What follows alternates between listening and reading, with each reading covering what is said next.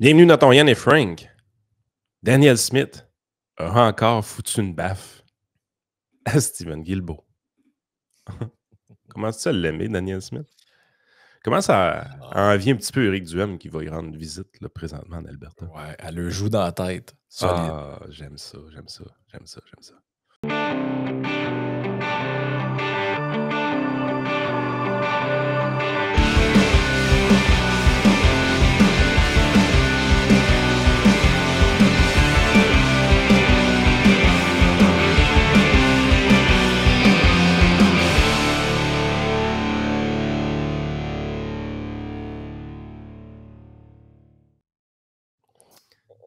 Je te laisse commencer. Je suis trop plus capable d'arrêter.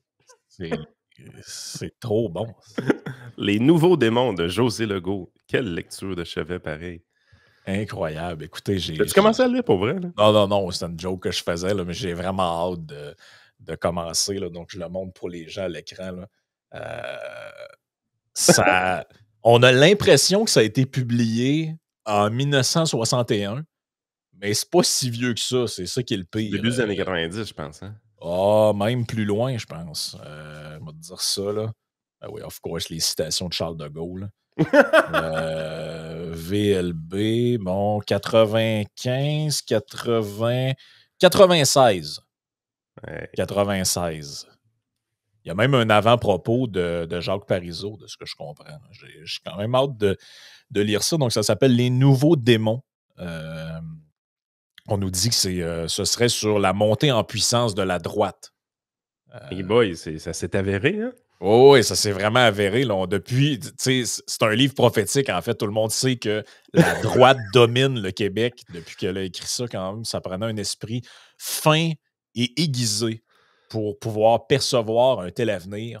Fait que finalement, José Legault, ses analyses ont toujours été très proches de la réalité. Je veux dire, c'est une prévisionniste. Oui. Elle s'en va autant de la renommée des prévisionnistes comme François Trahan. Ben, c'est ça que je voulais dire. Moi, c'est François Trahan, José Legault. C'est du même acabit. On va dire ça de même. Écoute, il y a eu de la croustade hier, quand même. Oui, il y a de la croustade. Là, ça, c'est quand même important. Il faut le dire. On l'a skippé, malheureusement. Il faut dire aussi qu'il y a un nouveau personnage qui va devoir arriver un jour dans Yann et Frank. L'imitation de Denis Coderre s'en vient, je pense. Ouais, c'est ça. Mais là... faut que tu te fasses la main un peu, là. Ouais, mais j'ose pas trop. Tu sais pourquoi? C'est que Denis, il y a eu comme un... je pense que c'est un genre d'ACV qu'il a fait, là. Okay. Fait que là, quand je l'écoute, pour passer de même, quand tu imites quelqu'un, il faut que tu écoutes et tu essaies de comprendre les mimiques. Mais il y a des bouts, je veux pas rire de son affaire, tu comprends? Là? OK. Il y a une manière qu'il y a de parler qui est comme un peu liée à ça, je pense. C'est un peu c'en est pas encore complètement remis au niveau de la parole. Fait que, je voudrais pas avoir de l'air. Je suis pas Jean-Marc Parent. Je ferais pas. En tout cas, mais qu'il soit. Il faudrait que je trouve plus des vieilles vidéos de lui. Donc, Pierre Poilievre est en conférence de presse et il y a journaliste. Journaliste de quel média là, qui s'est payé une tarte aux pommes? Là? Ben, écoute, c'est une journaliste neutre et indépendante. De Radio-Canada? Je ne sais pas si c'est Radio-Canada. On nous dit... non, c'est la presse canadienne. Presse canadienne. Et ça, c'est-tu bon, ça, la presse canadienne? Ça, c'est la fille avec la tuque aussi, c'était la presse canadienne, je pense. Oui, la presse canadienne, c'est ceux qui avaient fait circuler dans tous les médias l'article que Pierre Poilievre faisait du dog whistle. Ce qui est étonnant avec la presse canadienne, c'est que c'est probablement les journalistes qui ont le plus d'impact parce que leurs articles sont carrément repris par tout le monde, tous les médias. C'est des agences de presse, c'est eux qui font le remplissage des journaux. Absolument. Mais écoutez, et là, vous allez voir que c'est vraiment, vraiment agréable. L'ambiance qu'il y a à répondre à ce genre de questions-là. Ben, en fait, quand tu es capable d'y répondre. Et ça va comme suit. Party want to grant over $100 million in regulatory relief to the mainstream media?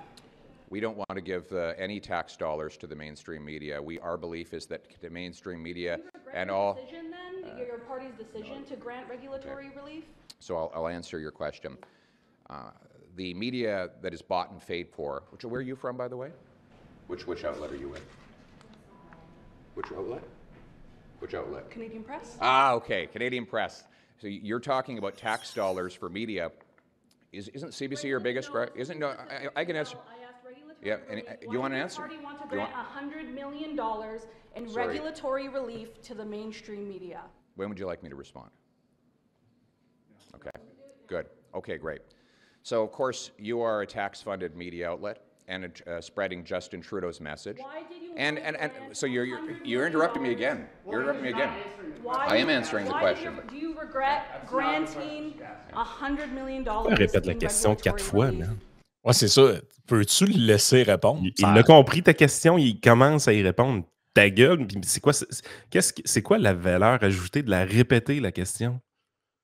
Non, il n'y a aucune valeur ajoutée à ça à part faire chier l'auditoire. Puis ben, en fait, ce qu'ils veulent, je pense, c'est qu'ils pognent les nerfs.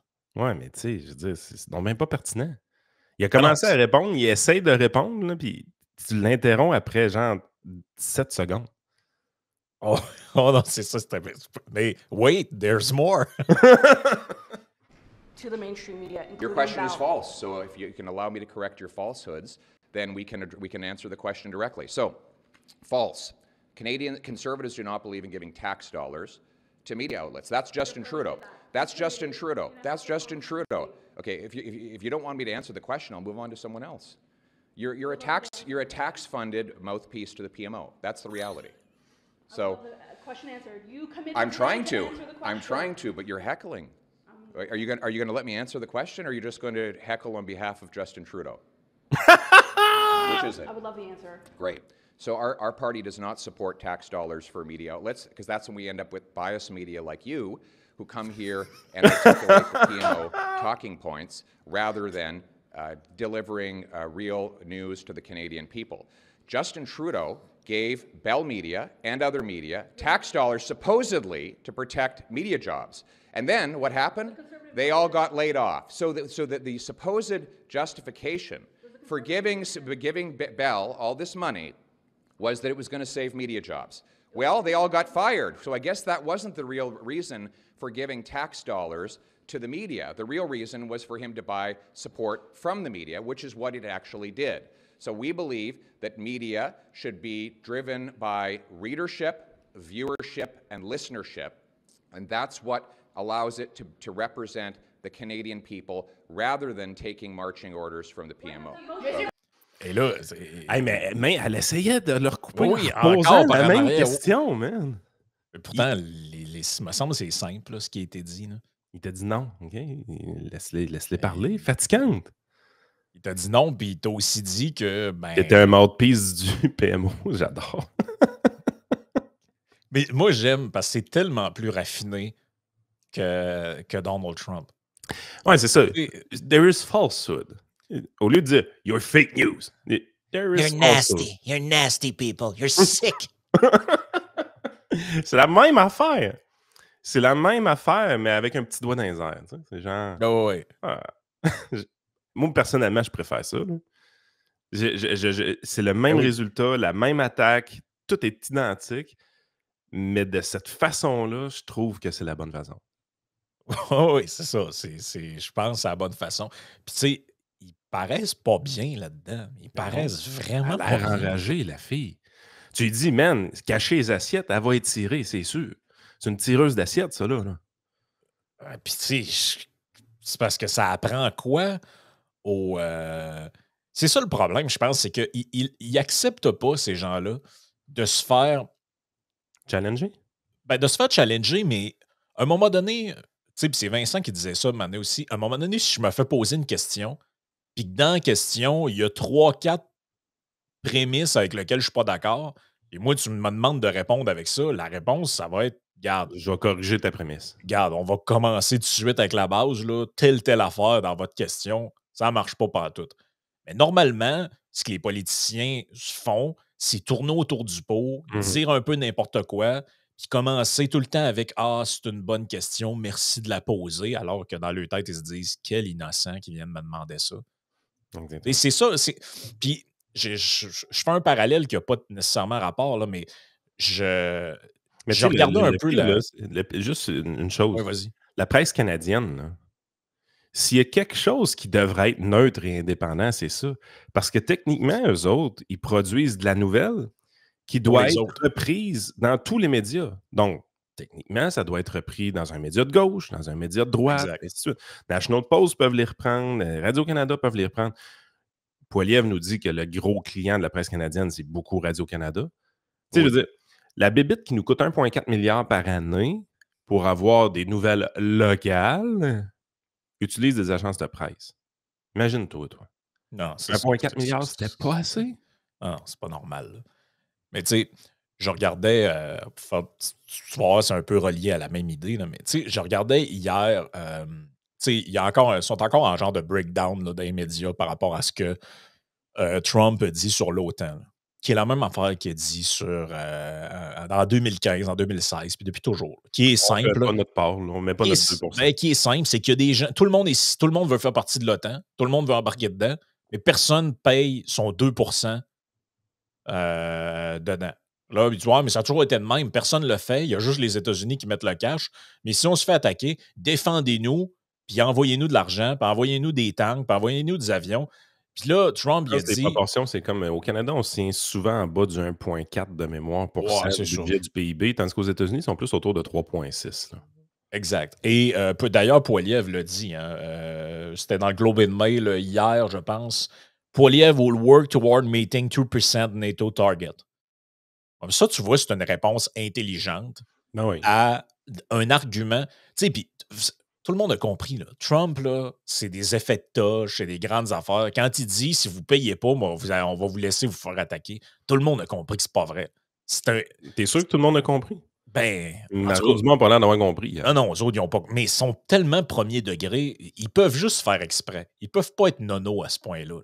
Pas comprendre que ce qu'il vient de dire. À tel point que ce qui m'énervait hier, c'est que là, tu avais des articles, entre autres, tu en avais un de Yasmine Abdel-Fadel, tu en avais d'autres là, qui disaient Trump a sur le fond raison. J'ai entendu Gaétan Barrette dire la même affaire. Il a sur le fond raison, mais. Ah oui, C'est- mais le style, tu l'aimes pas, t'es pas d'accord qu'il dit qu'on va laisser les Russes rentrer. Ben, ils laisseront Mais- jamais les Russes rentrer, Calvas. Mais pourquoi on est toujours, tout le temps, ici, puis ailleurs aussi, aux États-Unis, c'est la même affaire. là. C'est la même crise d'affaires. Je lisais même ce matin dans le Reason Magazine des gens qui disaient, en passant Trump, ce qu'il a dit, puis Reason Magazine, c'est plus libertarien. Ils ne sont pas pro-Trump en tout, là, mais c'est écrit dedans, là, Trump had a point about NATO free riding of American defense. Donc, il y a un point là-dessus qui est vrai et le constat est vrai. Les pays signataires font pas leur part. Si tu fais pas ta part, décalisse. On a une approche parasitaire de l'OTAN. Absolument. On veut avoir un gendarme gratis. Ou en tout cas à subventionner par les taxes des autres citoyens des autres pays. C'est ça la réalité. Ce qui est Après, très humain, by the way. Hein. ben oui, c'est normal. Mais on profite d'eux autres. Fait que, OK, on profite d'eux autres. Mais à un Il faut moment accepter donné, de se le faire dire une fois de temps en temps. ben, c'est ça. Le gars qui paye la facture, comprenez, là, c'est imagé ce que je dis, là, mais le gars qui paye la facture ou qui signe le chèque, à un moment donné, il dit en passant, si je voulais, je ne serais pas obligé hein, de te défendre parce que tu ne remplis pas tes objectifs. Mais c'est la même affaire que, puis pourquoi ça m'a fait penser à Poiliev, c'est que c'est le même genre de débat que quand Poiliev a dit Marchand puis Plante, c'est deux incompétents. Et là, tout le monde disait ouais, mais là, hein, sur la forme, ça fait pas très premier ministrable. Mhm. Mais là, virgule, il faut quand même admettre que, bon, sur le fond, il n'y a pas totalement tort. Il y a Moi, tellement pas tard que même le PQ a mis ça dans ses propositions, toi. Ben oui. Ben oui, imagine. Même le PQ identifie les municipalités comme étant des agents de frein économique pour le développement immobilier, imagine-toi. Ah non, mais ce matin, il y avait une nouvelle, là, puis on va venir à Daniel Smith puis Guilbeault après, là. Mais c'est complètement sauté sur le crank, là. Tu sais, j'ai failli la retweeter parce que j'aime ça faire cette série de petits commentaires-là sur Twitter. J'écris tout le temps, Pierre Poilievre dit vraiment n'importe quoi. 2 points, puis là, je mets la capture qui correspond exactement à ce qu'il a dit. Et là, ça, c'est un article un matin dans le Journal de Montréal. Ce n'est pas des blagues. Ça n'a aucun sens. La ville lui ordonne de bâtir un garage à 50 000 sous sa maison. Hein? Et là, te rappelles-tu, on avait parlé de l'histoire des stationnements. C'est un règlement d'un arrondissement de Montréal que n'avais pas le droit d'avoir un stationnement en avant de ta cour si tu avais un garage de ce type-là. Mais la plupart des gens, au fil du temps, ces maisons-là qui avaient des garages par en dessous de la maison ont été comme reconvertis en pièces pour la maison. Et là, on lui dit, dans l'article, on dit un propriétaire de Montréal qui n'a jamais eu de souci avec sa maison en un quart de siècle dénonce les autorités municipales qui lui ordonnent subitement de réaménager son garage converti en studio pour la somme de 50 000 $.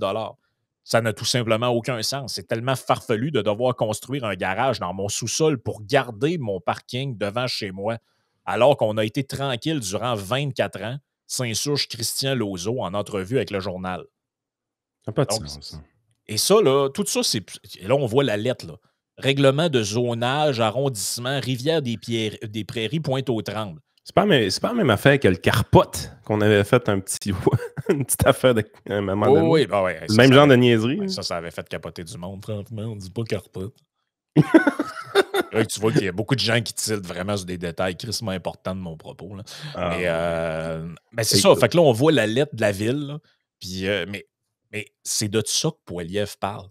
Vos folies de règles. Hey, regarde-moi la lettre. Là. Règlement 94-077, article 602. Mais ça, 50 000 en dollars nets, parce que des dollars nets doivent être investis, ça représente combien d'années de salaire pour ce monsieur-là? Ben. On parle de 2 à 3 ans de salaire complète. Là. Ben, puis j'ai pas d'informations sur lui, mais je le regarde. D'après moi, il est pas loin de la retraite. Là. Donc, pour un retraité, c'est une catastrophe, 50 000. Là. Ben, ça peut signifier la vente de la maison. Là. Ben, pour payer 50 000 pour un retraité, c'est une sortie de REER de 80 000.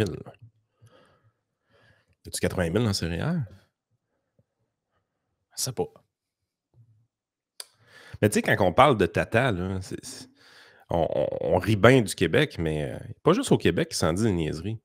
Je ne l'ai pas écouté, mais il y a quelqu'un qui me dit « Faut que tu écoutes ça absolument. » C'est une sénatrice aux États-Unis qui va régler ça, elle, l'inflation. Ça, c'est où? Ça, c'est en Californie. OK, c'est une sénatrice de la Californie. Of course, ça doit être une démocrate. Là. On ne doit pas se tromper. En tout cas, j'ai vraiment fait un effort pour ne pas l'écouter. Je me suis fié à la personne qu'il fallait que j'écoute C'est bon. ça. Attends un peu. Elle a dit, c'est sûr que ça nous prend le salaire minimum fédéral à 20-25$, tout ça. Mais la Californie, c'est différent. On a besoin de plus. Nous autres, on devrait être 50. À cause de l'inflation. Oh, peu importe. Ben, c'est ça qu'elle dit maintenant. Ben oui, je sais. Non. Wow. Alors, il n'y a pas juste au Québec que les politiciens sont idiots. Là. Wow. Non, mais elle dit, hey, just do the math. Just do the math. Ah ouais, on les fait, les maths, ma belle. Ah oui, le saut de Canary, je te dis que c'est assez spectaculaire. Écoute, parlant de spectaculaire, là, on rentre dans la... Écoute, je ne sais même pas comment qualifier ça, là, mais c'est de la... c'est la... Comment je dirais ça? C'est la folie écologiste. Mais je pensais qu'on s'en est à Kodamanium. on va en parler plus tard. On parlera peut-être de ça dans le Patreon. J'ai hâte d'entendre la Kodamania. On va pouvoir se lâcher. Denis. Danielle Smith, c'est à cause de elle que je l'ai vu passer. So now our environment minister want to cut federal funding for road because we should all just walk more. Does this minister understand that most Canadians don't live in downtown Montreal? Most of us can just head out the door in the snow and rain and just walk 10 kilometers to work each day. Can we return to the real world, Minister Stephen Guilbeault? Est-ce qu'on peut revenir sur Terre un peu? Écoute, Frank. Et j'ai le transcript. Mais là, c'est parce qu'on parle-tu vraiment du pays qui veut avoir 100 millions d'habitants un jour d'ici 2100? Oui, ben d'ailleurs, ça, il y avait un très petit aparté là-dessus. Il y avait... ça pète de partout pour le gouvernement Trudeau. Ça pète vraiment de partout. Et il y avait un article dans le National Post ce matin qui nous dit que le ministre de l'habitation au fédéral, imagine-toi qu'il y a un ministre de l'habitation au fédéral, doit-tu rien crisser de ses journées? Lui, il s'est fait dire par son... Ben, il s'est fait dire par son pas son cabinet, mais sa fonction, là, c'est ses employés, son ministère. Il s'est fait dire, là, tous les indicateurs montrent que les On est dans la objectifs marde. canadiens démographiques versus la quantité de logements qui sont mis en chantier, il y a de quoi qui ne marche pas. Là. Ça ne marche vraiment pas. Donc, la patente qui est en train de nous péter en pleine face, de ce qu'on comprend, ça lui a été adressé même à plus d'une reprise. Et là, il dit, il s'exprime à la presse canadienne, tu vois encore, médias neutres et indépendants. Housing Minister Sean Fraser say he didn't ignore warning as Immigration Minister. Ben oui, parce qu'avant, il était ministre de l'Immigration. Fait que, OK, il est au courant, là. Il doit pas mal le savoir. Là. Le gars, il sait qu'il y a du monde qui rentre au pays, là.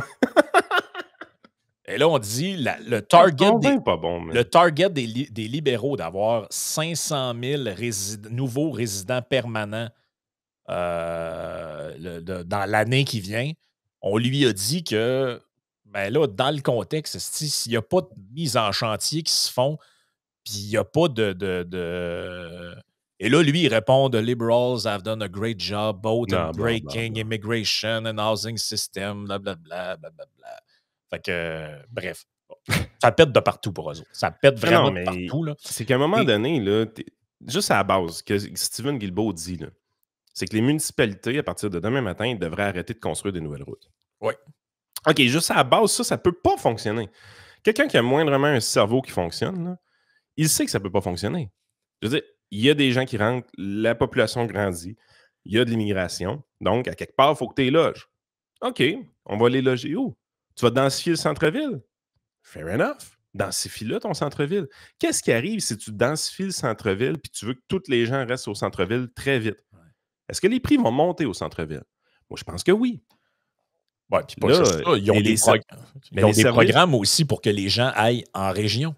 Oui, je comprends, mais il y a ça, mais commençons par le centre-ville. Oui, juste la ville.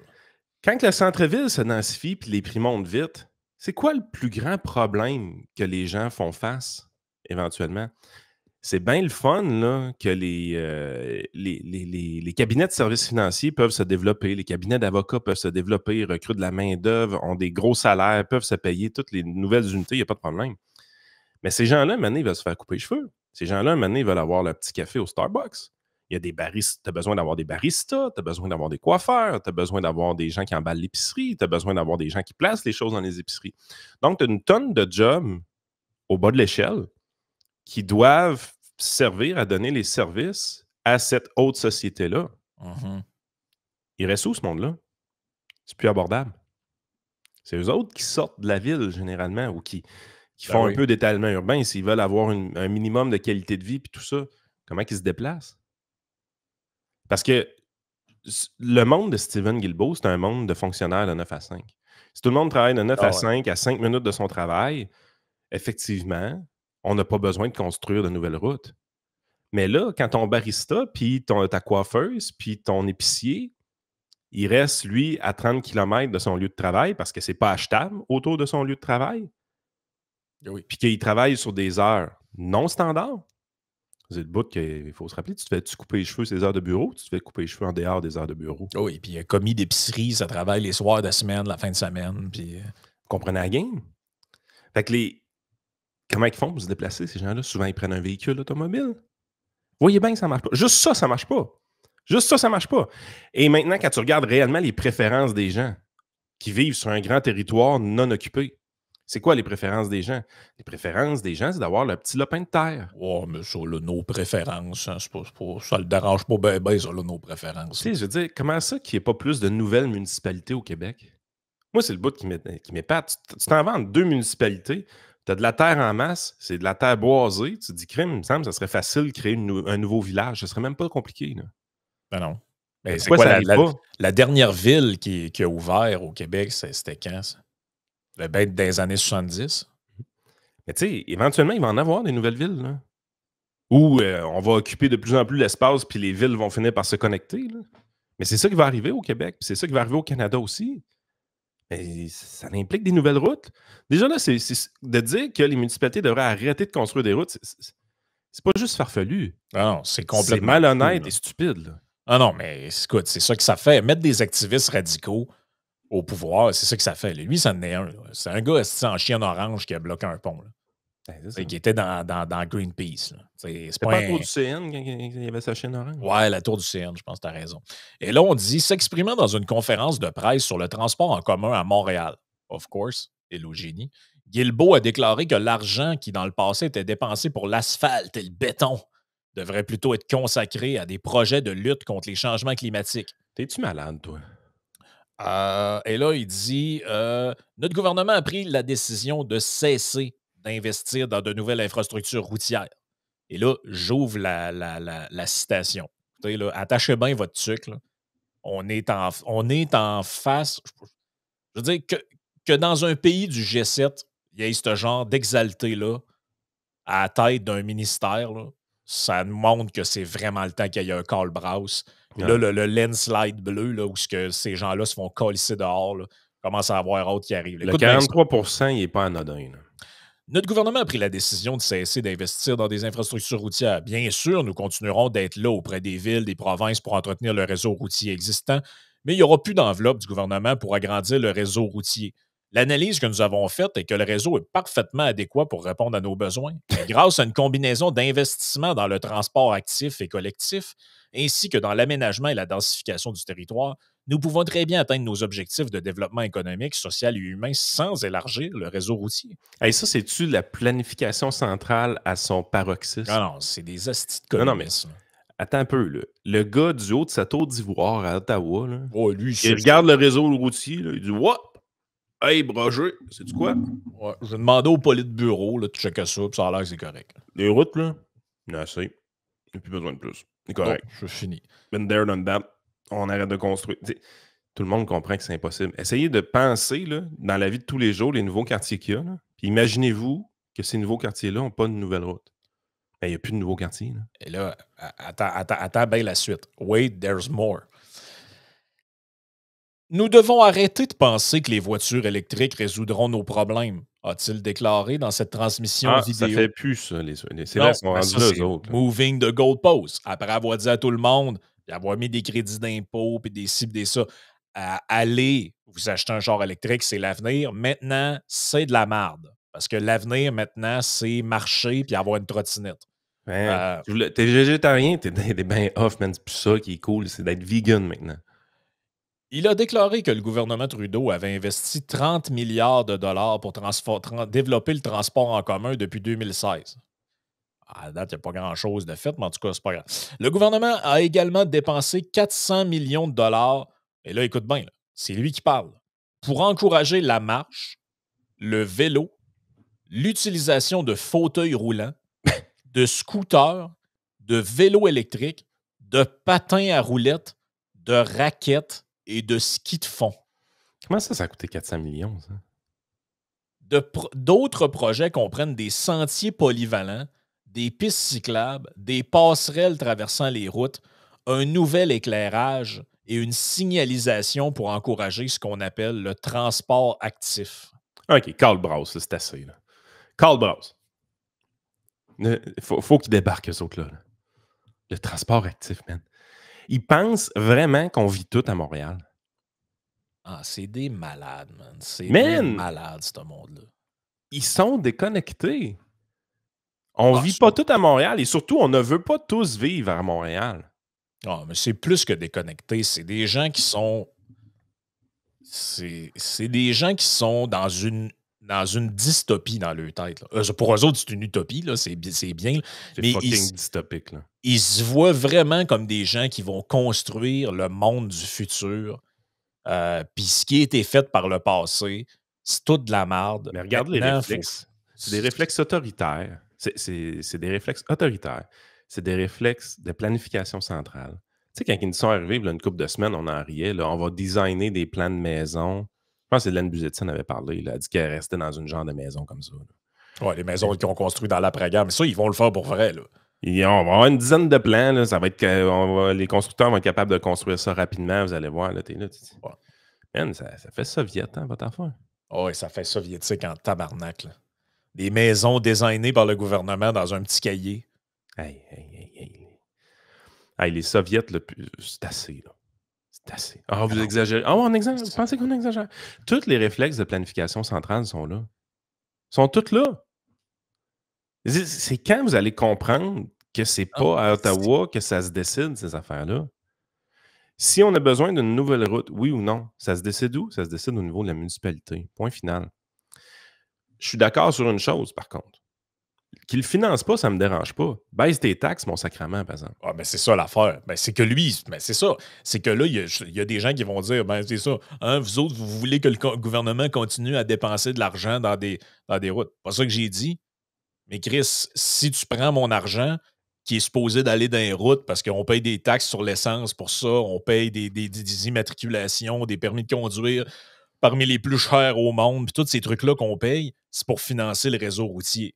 Et Non, toi, puis tu vas prendre ça, puis tu vas faire des trucs pour les fauteuils roulants électriques, puis les trottinettes. Voyons. Moi, si tu me demandes, est-ce que je Allez, trouve ça intelligent que tous les Canadiens soient taxés, envoyer leur argent à Ottawa et après ça soit redistribué Ben dans non. les municipalités pour des projets routiers? Est-ce que je trouve ça intelligent? Ben non, je trouve pas ça intelligent. Dans ma tête, le seul et unique payeur pour une route municipale, ça devrait être la municipalité. Il ne devrait pas avoir de transfert d'argent du provincial, il ne devrait pas avoir de transfert d'argent du fédéral. Je suis 100% d'accord avec ça. Mais c'est pas le fucking système fiscal qu'on a présentement. Le fédéral, il charge trop cher pour les services qu'on a. Tu sais, je veux dire, on l'a dit, là, c'est 2% le PIB de l'armée. C'est en bas de 2%. En fait, on ne remplit même pas. Ouais. En fait, les seuls endroits qui sont vraiment de leur champ de compétences à eux, là, ils ne remplissent même pas leurs obligations. Là, mais Ben, non, c'est ça la tu sais, je veux dire, c'est quoi? Le fédéral, c'est quoi en tant que tel? Là? C'est la Social Security, là? C'est la pension de vieillesse. Ensuite de ça, c'est l'armée. C'est le chômage. Tu sais, je veux dire, ils n'ont pas besoin de récolter beaucoup de taxes et impôts pour payer ces affaires-là. Là. Nope. C'est très minime. Les champs de compétences fédéraux sont minuscules en termes de budget. La justice. Là. Ça, d'ailleurs, non plus, ils ne sont pas capables de le gérer. Hein. Il y avait un autre article ce matin. Mais leurs champs de compétences exclusifs à eux sont extrêmement mal gérés. Ah non, extrêmement mal géré. Ben écoute, il y avait un article ce matin, bon, on va passer au Patreon après ça, là, mais il y avait un article ce matin, non, hier soir, je lisais ça, sur la nomination, dans le fond, la Cour fédérale, là, a vraiment sorti un rapport pointant du doigt le gouvernement Trudeau en disant, là il manque au-dessus d'une quinzaine de juges. Ça fait des années que vous êtes censé de les nommer, des mois dans certains cas, des années.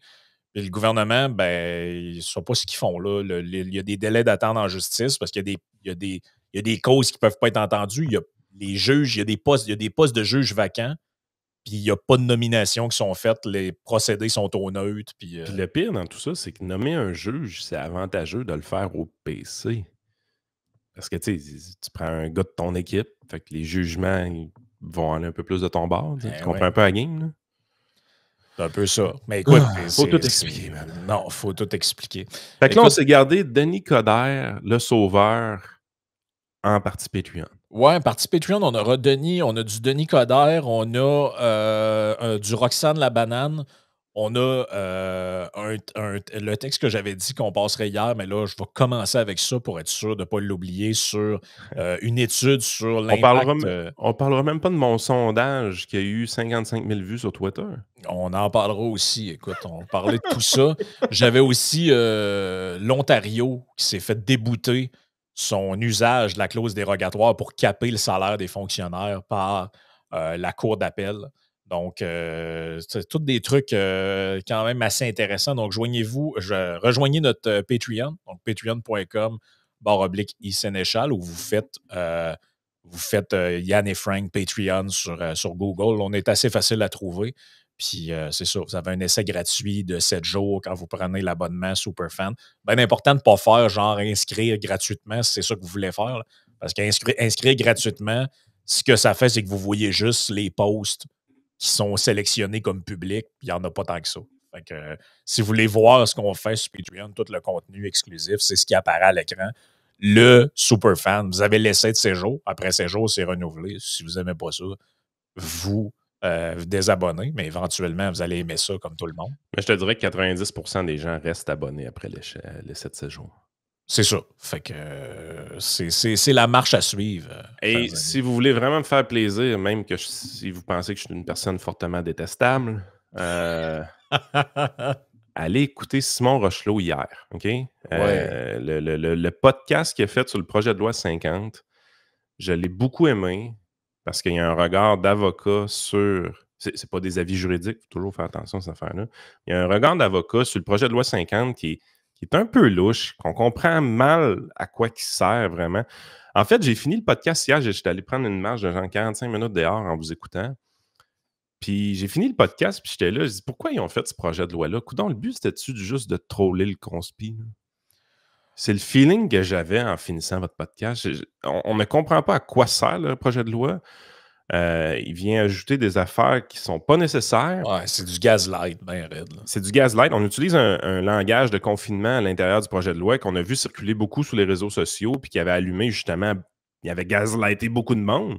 Alors que Simon nous explique assez clairement à l'intérieur que ça existait déjà dans les lois actuelles. Ouais. Fait que c'est sérieusement, là, le travail de moine que vous avez fait par rapport au projet de loi 50, je pense que ça mérite d'être noté. C'est pas le podcast le plus flamboyant au monde, mais si vous voulez avoir de la vraie information sur le projet de loi 50, pas juste des gens qui s'offusquent C'est ça. de ce qu'il y a là-dedans, les gars, vous avez fait une bonne job hier soir. Good On job. remercie Simon. Donc, allez voir ça, puis rejoignez-nous dans Patreon.